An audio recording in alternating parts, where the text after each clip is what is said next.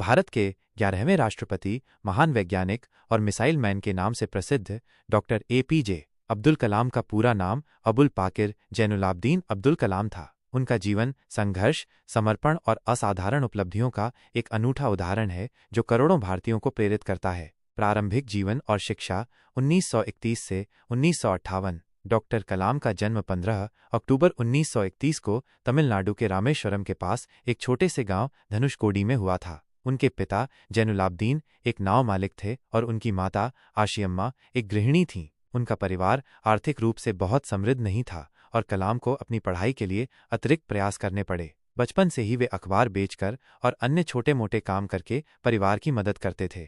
उनकी प्रारंभिक शिक्षा रामेश्वरम के श्वाटरज मैट्रिकुलेशन स्कूल में हुई। वे एक साधारण छात्र थे, लेकिन उनकी सीखने की इच्छा और जिज्ञासा असाधारण थी। वे घंटों तक किताबों में खोए रहते थे। उन्होंने तिरुचिरापल्ली के सेंट जोसेफ कॉलेज से भौतिकी में स्नातक की डिग्री प्राप्त की। इसके बाद उनका रुझान इंजीनियरिंग की ओर बढ़ा और उन्होंने मद्रास इंस्टीट्यूट ऑफ टेक्नोलॉजी मिट से एरोनॉटिकल इंजीनियरिंग की पढ़ाई पूरी की। वैज्ञानिक जीवन 1958 से 1992। 1958 में MIT से स्नातक करने के बाद कलाम ने रक्षा अनुसंधान और विकास संगठन DRDO में एक वैज्ञानिक के रूप में अपना करियर शुरू किया। यहाँ उन्होंने एक छोटे हेलीकॉप्टर का डिज़ाइन तैयार किया। 1962 में वे भारतीय अंतरिक्ष अनुसंधान संगठन ISRO में चले गए, जहां उन्होंने भारत के अंतरिक्ष कार्यक्रम में महत्वपूर्ण भूमिका निभाई।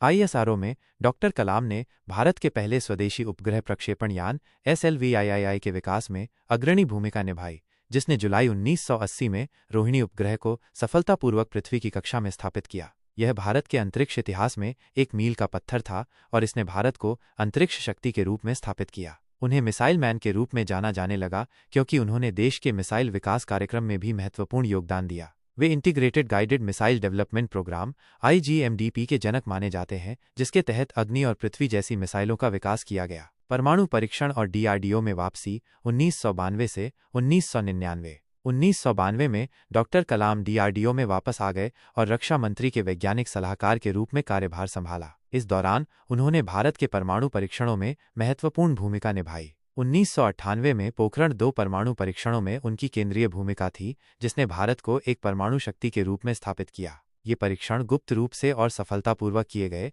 जिससे अंतर्राष्ट्रीय समुदाय में भारत की स्थिति मजबूत हुई। राष्ट्रपति पद 2002 से 2007। 2002 में डॉक्टर APJ अब्दुल कलाम को भारत का 11वां राष्ट्रपति चुना गया। उन्होंने 25 जुलाई 2002 को पदभार ग्रहण किया। उनका कार्यकाल जनता के राष्ट्रपति के रूप में जाना जाता है। उन्होंने राष्ट्रपति भवन को आम लोगों के लिए सुलभ बनाया और बच्चों और युवाओं के साथ संवाद को प्राथमिकता दी। वे हमेशा एक शिक्षक की भूमिका में रहे और देश के युवाओं को बड़े सपने देखने और उन्हें साकार करने के लिए प्रेरित करते रहे।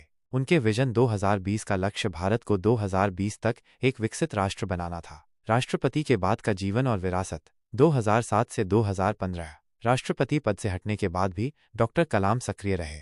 उन्होंने विभिन्न विश्वविद्यालयों में प्रोफेसर के रूप में पढ़ाया, व्याख्यान दिए और कई किताबें लिखीं। उनकी किताबें जैसे wings of fire, ignited minds, India 2020 और टर्निंग पॉइंट्स बेहद लोकप्रिय हुईं और उन्होंने लाखों लोगों को प्रेरित किया। वे हमेशा युवाओं को विज्ञान, नवाचार और राष्ट्र निर्माण में भाग लेने के लिए प्रोत्साहित करते रहे।